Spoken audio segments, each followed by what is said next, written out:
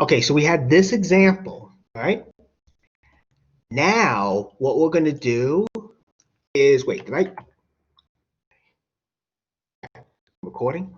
Okay, so again, what I am going to do now is we're going to look at measures of variation. You know, before we had ways to determine what I put this in quotes, the center should be, right? You know, some people might think, well, the average is the center, the median, the mode, okay? That's why we had to consider each of those kinds of values. In other words, before we calculated things like mean, median, and mode, which gave us an idea of what the center could be or should be. Here, we're trying to see how spread out the data is. So we're trying to measure, in other words, how spread out the data is from each other. You know how much variation there is in the data set. You know, I mean, if you had a data set where all the numbers were equal to each other, you know, there wouldn't be much variation there, right? But we're trying to measure variation. Now, one way of doing that is using what's called the range, and that's just the maximum value minus the minimum value. In other words, you're just subtracting. That's all we're doing. Okay, that's all we're doing. We're just subtracting. All right. I mean, don't get me wrong, the range is very useful. But what I'm going to focus on is what's called the standard deviation. Now, I know the process is in the textbook. I do also know if you happen to have a TI-83 calculator, they do present the procedure for finding the standard deviation through the calculator. So basically, the calculator does most of the work for you. Well, I'm going to show you also, they also show it in the book, how to calculate this by hand. So let me show that. First, I will write out what the process is. Then I'll demonstrate it. All right, so let's do that. Okay, so the first thing you have to do is find the mean. When I say variation, what's really actually, I should be a little more specific. The way they're calculating variation is how much the data values vary relative to the mean. Anyway, you find the mean first. Then you're going to subtract each data value from the mean.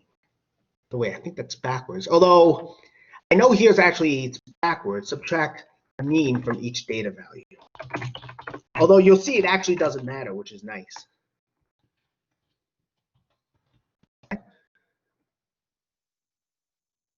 You'll see actually what I mean. It really doesn't matter that much because what's going to happen in step 3, you're going to square each of those differences.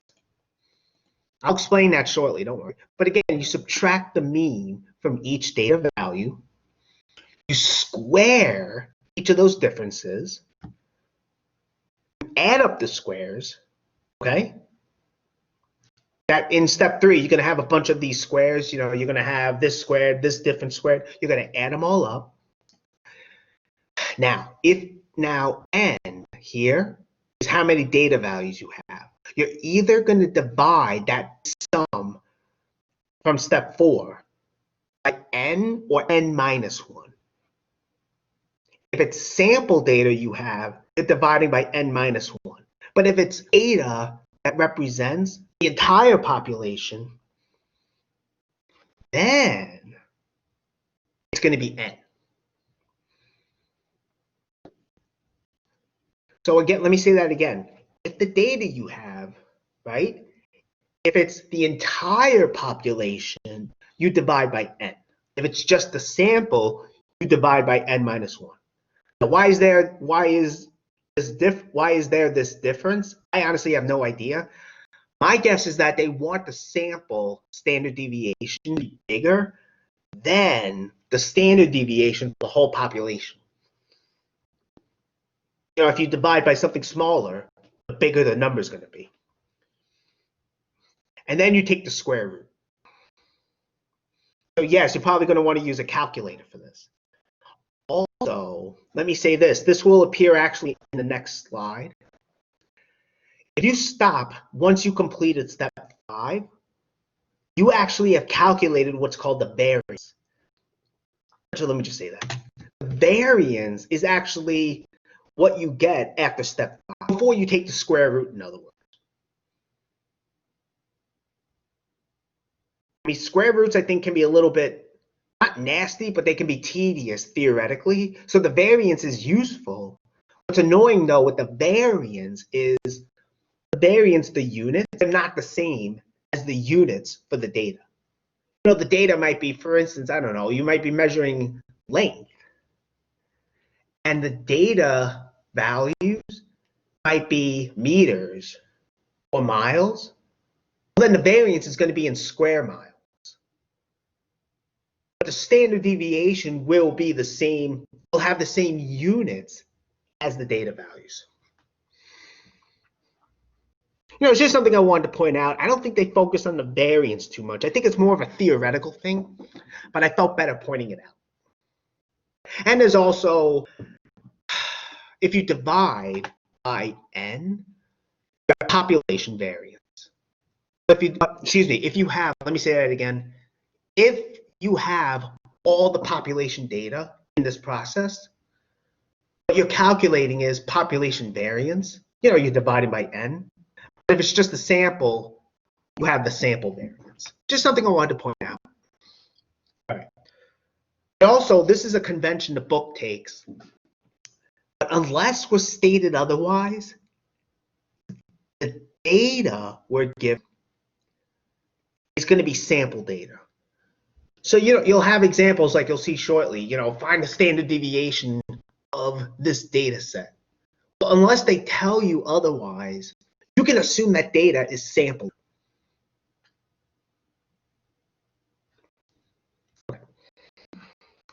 You can assume that it's sample data. All right, so this is probably confusing. I understand that. But we're going to dive in and do some examples. All right. Well, that doesn't have to be there, I guess, but let me get rid of that. Do that in for the other class, so I'll draw it in shortly. But basically here, we're going to get the standard deviation for this, of this data set. And even though I wrote it, maybe I didn't have to, but based on what I said before, let's assume this is sample data. So the first thing you do is calculate the mean, right? You know, that's just an average. You add up the data value, you add up the data values, okay? Divide by how many there are. So if you add up these values, as you can see, right? You divide by the number of them, as you can see, right? You get 40 over 10, which is just 4. So that's the mean, the average, right? Okay, so that's good. All right. Now that was basically step 1, but for the few steps, as you can see, I'm putting the data in a table here, you know, just to make it a little bit easier. Well, just, you know, organize it more, I guess. So I list the data values in a column, as you can see. These are sorted already, but you don't have to sort it when calculating standard deviation. You know, we have the mean, right? We're subtracting the mean from the data value, from each one. That's what I'm doing here. 1 minus 4 minus 3. Same thing here. 2 minus 4 is minus 2. 4 minus 4 is 0, and so on. Then we're squaring each of these differences. Before, I said you subtract the data value from the mean, but then I had to switch it to subtracting the mean from each data value. But really, it's not going to make a difference. If you change the order of subtracting, all you're really doing is negating the answer. Since you're squaring, the negative, the negative that is not going to make a difference, since you're squaring.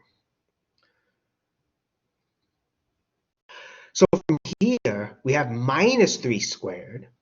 Same thing here, minus 2 squared, 0 squared, and so on.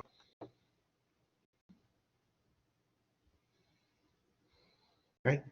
Again, let me say it again. If by mistake I did 4 minus 1 here, I would have 3 instead of negative 3. But you're squared, so who cares? Since you're squaring, the negative is gone. So we have all these squares here, right? Beta value minus the mean. The difference, that is, we square these differences, as you can see, right? Then we add up these squares. These are our squares. Square. Okay, we're adding them up, as you can see. When we add them, we're getting 36. Okay, so we're almost there, right? This is sample data, so we're not going to divide by 10. N is 10, right? In the process, we divide by n minus 1 because it's sample data. So we're going to divide by 9 right here, okay? We'll divide by 9. So we get 36 over 9, which is 4. Now this is our variance, okay, for the sample. But we want standard deviation, so we take the square root, and we get 2. Now the square root, let me actually, I think I might have, well, let me just draw it in, I guess. Right? For the standard deviation, we take the square root of this quotient here. And that gives us our wonderful 2. Okay? Good. So we take square roots. Let me just stop the recording. Okay.